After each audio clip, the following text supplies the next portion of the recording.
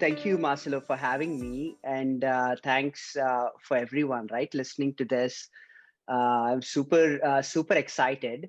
When I looked at the way, one of the things that struck me is that age between 13 to 17 is such a defining age, right? And when I look back at my own life, I was like, oh wow, this is an interesting platform that's focusing on an age that where you are at the crossroads, where you develop a certain perspective that stays with you for a very long time.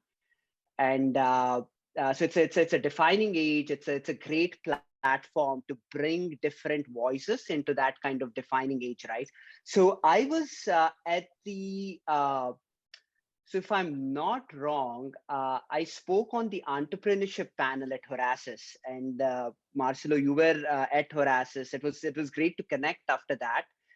That is another great platform which brings a diverse set of people together. Frank is doing an amazing job there in having this kind of globally diverse people get together at in a single platform, right? So what I wanted to do in the next 20 minutes is split this between like three things. One is give everyone a brief introduction of who I am, what do I do, where I'm from, and kind of what's my story. And second, I kind of paused on Marcelo's mandate a little bit, right? Like, what is wisdom at between that age of 13 to 17? And kind of meditating on that a little bit, to me, like two things came out. Uh, One is what I did right at the age of 13 to 17, or what I identified accurately. I'll speak a little bit about that in the second section, and that is good company.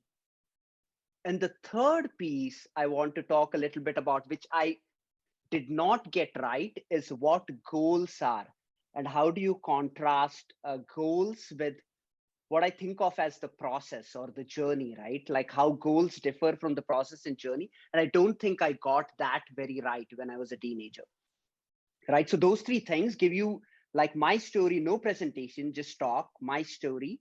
And then the second, good company, what does that mean? And I feel I got that a little right. And then third, talk a little bit about like goals and are goals important, and is the process more important, right? So I am Jitesh Shetty. I live in the San Francisco Bay Area. I grew up in India in a super small town, central India called Nanded.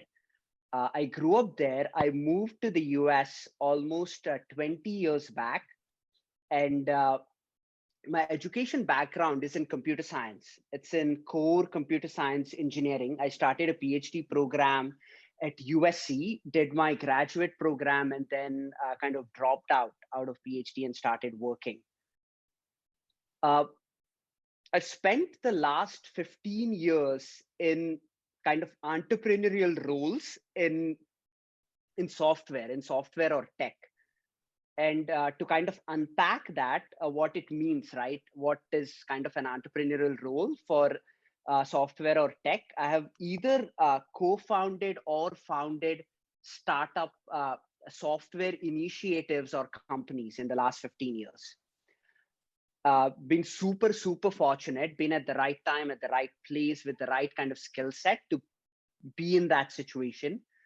The last company that I co-founded is called Quick Labs. It's an education tech company. We started that in 2012 and we sold it to Google in 2016. So it's part of Google Cloud now. It's part of Google's group called GCP. And it's a key actor, and it's at the heart of Google's go-to-market strategy on the GCP side.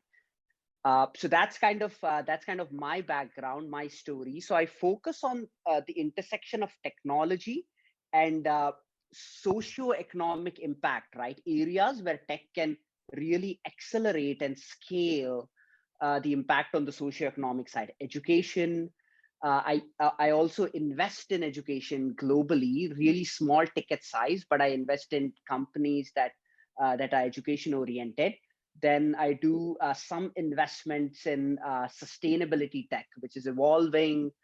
There's a lot happening there, so I do some investments there, and so I'm focused there. I do believe that we are living in a very unique time from a positive sense, where tech can have a very kind of large scale impact with relatively shorter investment, right? Investment in time or money, however you want to kind of think about it, right? So it's one of the very few technologies that humans have come up with where distribution is very easy. So I focus kind of on that, right, where you can have that socioeconomic impact. So that's the first piece. I live in the San Francisco Bay Area now for the last 4 or 5 years, but been living in the US, Boston, Chicago for almost 20 years now. So the second piece I want to talk a little bit about is good company. Like what is good company? What is my kind of experience with it? So when I was around 12 years old, uh, I don't know how, but it somehow occurred to me that I really get influenced very easily, and it was a combination of my parents telling me, oh, you get influenced very quickly. You go down to play cricket and then you get influenced by someone who's really doing well. And this is again a middle class upbringing in a super small town in India in the 80s, 90s, right? And around that age, 11, 12, I really took it to heart, saying that, oh, I get this. I really get influenced quickly. So I have to make sure that I'm always in the right company. So I'm with good people. And at that age, I developed this definition of what good is. And to me, it kind of, the foundation of that was around four things, right? The human being is humble, they are thoughtful, uh, they are trying to do something which is kind of selfless. It is beyond themselves. It is beyond their needs that they are trying to create value around. It is not just around what they need, but it is something more than that. And then the fourth thing was that they're just in generally good to people, right? Like, it was beyond just being kind and being humble, but it was they're generally good to people. Those four things, I somehow, as a 12-year-old, 11-year-old, found that cool, right? I felt like there's something cool about these people, right? They're good to people, they're humble, but at the same time, they're kind of counterintuitive. They're not trying to meet their own needs. They are trying to be selfless, coming from that angle, right? Small town India, middle class. So I somehow focused on that. I always said I want to be amongst these humans who are very good people. That those four things around the definition of good. And looking back at it, I feel like that was a good decision to make. It really paid off. It really, really paid off. And I'll talk about two, three things why I think reflecting why it paid off, right? One was I went to undergrad in India and I chose to do computer science way before like it was this big kind of it was this big thing, right? This is like the gold rush, like where there's a lot of like exponential capital, a way to really multiply capital. There was nothing like that. This was the 90s, and the internet was new. But one thing that was becoming clear to anyone living anywhere in the world was that this is a platform that will democratize someone to put their voice in front, as long as the state does not take a very uh, iron fist role, right? And India had democracy. Democracy was there both at a federal level, state level. Very hard to really kind of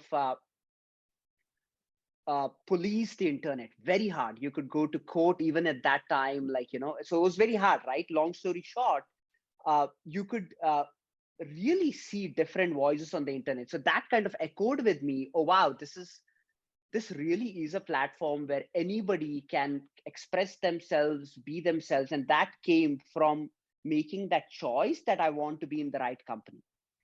And then the second thing that happened was my last startup that we sold to Google.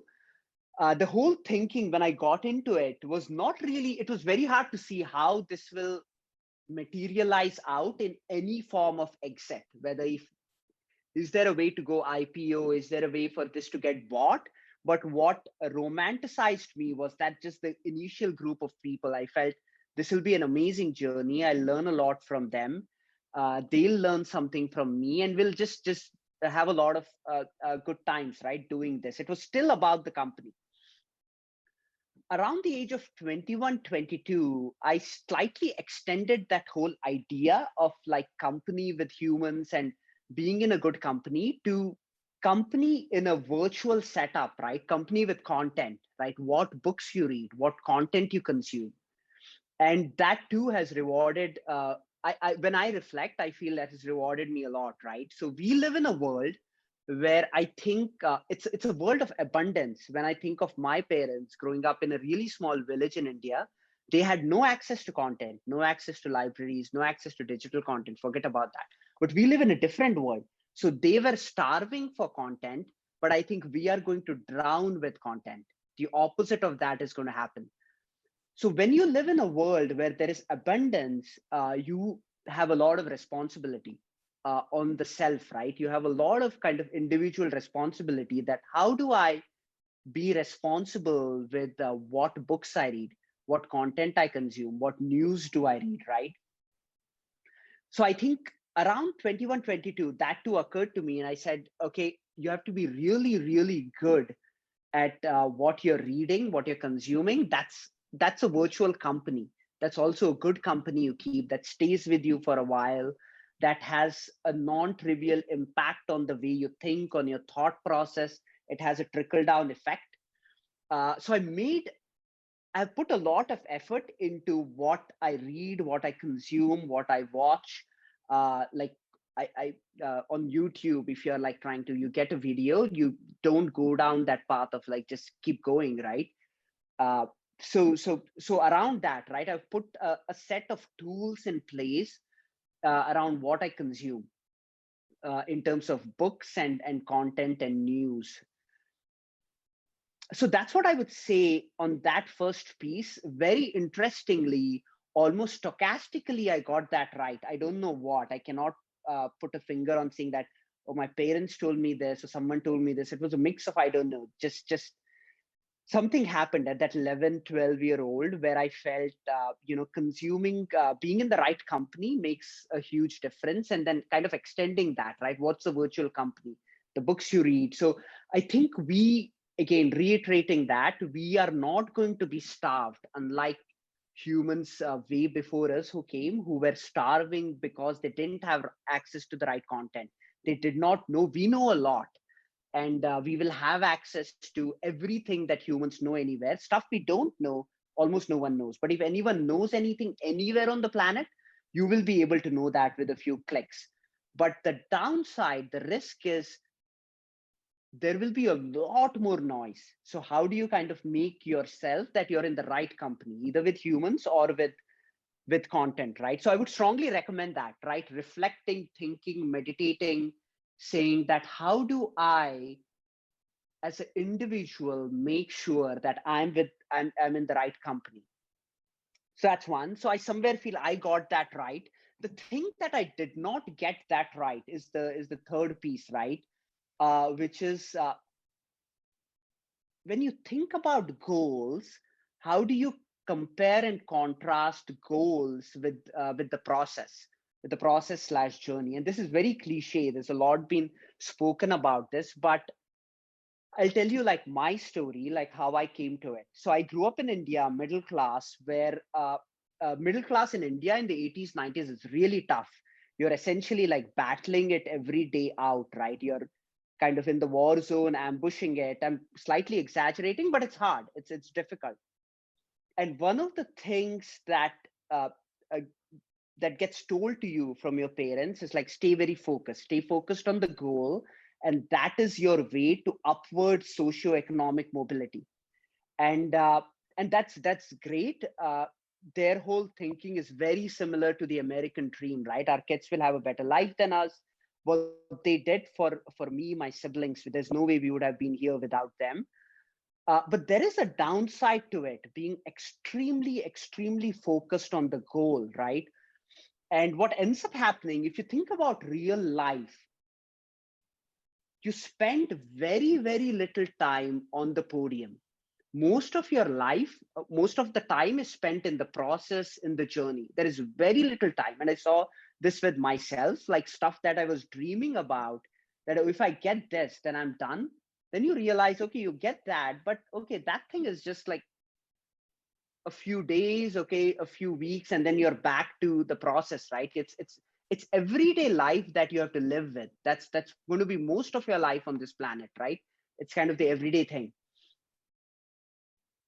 And that everyday thing is the process, is the journey, right? And you somehow have to figure out your own framework, your own thinking around how do you be more engaged, how do you be eventually obsessed with that process, with that journey.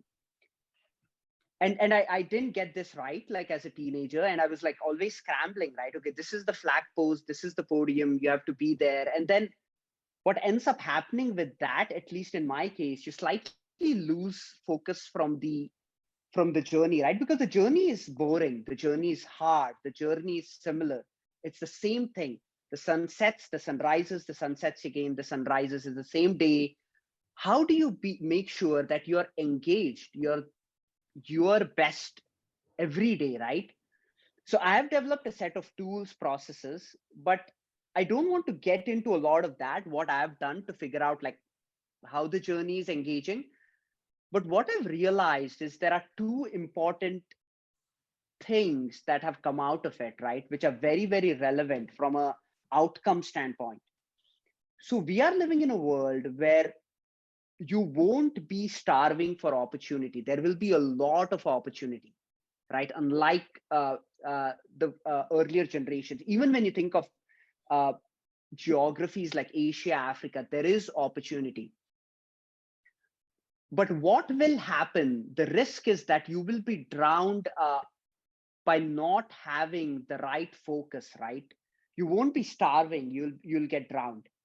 And the only way to differentiate yourself, to figure out that this is the thing that is not present today, this is the thing either that's not present in the market, either it's not present from a socioeconomic impact standpoint, is by having focus, and is by having that attention to details. And the only way you can get focus and you can get attention to details is by being obsessed with the journey, by being obsessed with the process. And the only way to get obsessed, in my view, is by forgetting the flag post, forgetting the podium. You are engaged, you are drained out, and you love the next day. You love what you do. And then boom, you figure out this one small thing. And that ends up being like your differentiator. And there are a lot of tools that will enable you to scale that. So don't worry about scale. Don't worry about being famous. Don't worry about the flag post. Don't worry about being in the podium. That is actually easy. There are tools there. There are a lot of people out there who will help you get there. But what is hard is figuring out that differentiation. And that can only come when you go inwards, when you say like, stop the noise, let me see what I'm doing. I don't want to be famous. I don't want anyone to ever know me. But what is the differentiator? What are we trying to do here, which is different? And that kind of ties down to the process and the journey. And I got that wrong. I think in the initial days when I was younger, I was obsessed, hungry, and again came from that background, right? Middle class. Parents are like, you'll live a better life than us. And so the flag post was the focus. But in my 20s, kind of came back to this whole thing that that the journey and the process is more important, right? I think when the time comes to say that we are done with our life, this world, you don't look back at the time you have spent on the podium. What stays with you is the time that you have spent in the journey, right? there is something about that, like the way we feel connected when we are lost in the details, when we are lost in the journey, when we are lost in the process. You really feel extremely happy. You feel extremely connected with yourself when you kind of let loose of, what is the world thinking about me? Is anyone watching me? Will I be on the podium? When you let loose of that, you feel liberated. And that's when you'll find something different. Because I think we'll have a lot of people, a lot of humans, a lot of Homo sapiens doing stuff, right? But what will end up happening is that top of the funnel will be a lot of noise, stuff that really matters, where the rubber touches the road, will be less, right? The only way to get depth is by having focus, is by being obsessed with the journey, is by saying that I don't care if anyone will ever know somebody like me really lived or walked on this earth, but I'm going to spend time just staring at this, just focused on this. That's when you'll get depth. If you don't get depth, it's very hard to create value across the board, socio-economic, market-driven, political. It's hard to create value. So I would say those two things. The first thing is being a good company. Somehow I did that right. I'm here because of that, because I was born to the right parents. They were obsessed with education. They made sure that me and my siblings got the right education. I got right friends. I then eventually consciously focused on this. But then the other thing that I would say that I did not get very right is around, like, is the journey more important, or is it more important to meet your goals? So that's my talk, Marcelo. Sure, Marcelo. Thank you so much. This was awesome. Take care. All the best. Thank you. Thank you. Bye. Bye.